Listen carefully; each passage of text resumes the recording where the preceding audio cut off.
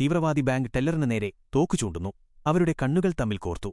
ആ ഒരൊറ്റ നിമിഷത്തിൽ വിചിത്രമായ എന്തോ ഒന്ന് സംഭവിച്ചു. അവരുടെ ശരീരങ്ങൾ പരസ്പരം മാറി. തീവ്രവാദി ഇപ്പോൾ ടെല്ലറിന്റെ ശരീരത്തിലും ടെല്ലർ തീവ്രവാദിയുടെ ശരീരത്തിലുമായി. യഥാർത്ഥ തീവ്രവാദി ടെല്ലറുടെ ശരീരത്തിലായതോടെ ഒരു സുരക്ഷാ ജീവനക്കാരന്റെ പിടിയിലായി. ടെല്ലറുടെ ശരീരത്തിലുള്ള യഥാർത്ഥ കള്ളൻ കൗണ്ടറിൽ നിന്ന് കാഷ് ബാഗ് തട്ടിയെടുത്ത് ബാക്ക് ഡോറിലേക്ക് പാഞ്ഞു. ഇടനാഴിയിലൂടെ ഓടുമ്പോൾ അയാൾ ഒരു സഹപ്രവർത്തകനുമായി കൂട്ടിയിടിച്ചു. കാഷ് ബാഗിൽ സംശയം തോന്നിയ സഹപ്രവർത്തകൻ അയാളെ പോകാൻ അനുവദിക്കാതെ തടയാൻ ശ്രമിച്ചു.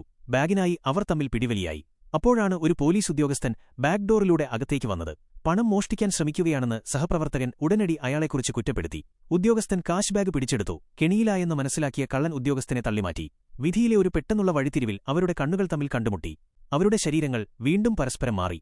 കള്ളൻ പോലീസായി. ടെല്ലർ പൂർണ്ണമായും ആശയക്കുഴപ്പത്തിലായി സ്വന്തം ശരീരത്തിലേക്ക് തിരികെയെത്തി. പോലീസ് ഉദ്യോഗസ്ഥന്റെ യൂണിഫോമിലുള്ള കള്ളൻ കാഷ് ബാഗുമായി ബാക്ക് ഡോറിലൂടെ ഓടി രക്ഷപ്പെട്ടു. പുറത്ത് അയാൾ ഓടിയൊരു കഫേയിൽ കയറി ഒരു കോഫി ഓർഡർ ചെയ്തു. അയാൾ ഇരിപ്പുറപ്പിച്ച ഉടൻ 3 പോലീസ് ഉദ്യോഗസ്ഥർ അകത്തേക്ക് വന്നു. പരിഭ്രാന്തി ഉടലെടുത്തു. അയാൾ കാഷ് ബാഗ് കൗണ്ടറിലേക്ക് വലിച്ചെറിഞ്ഞ് ബരിസ്റ്റായെ പിടികൂടി. അവരുടെ കണ്ണുകൾ തമ്മിൽ കോർത്ത നിമിഷം അവരുടെ ശരീരങ്ങൾ ഒരിക്കൽ കൂടി പരസ്പരം മാറി.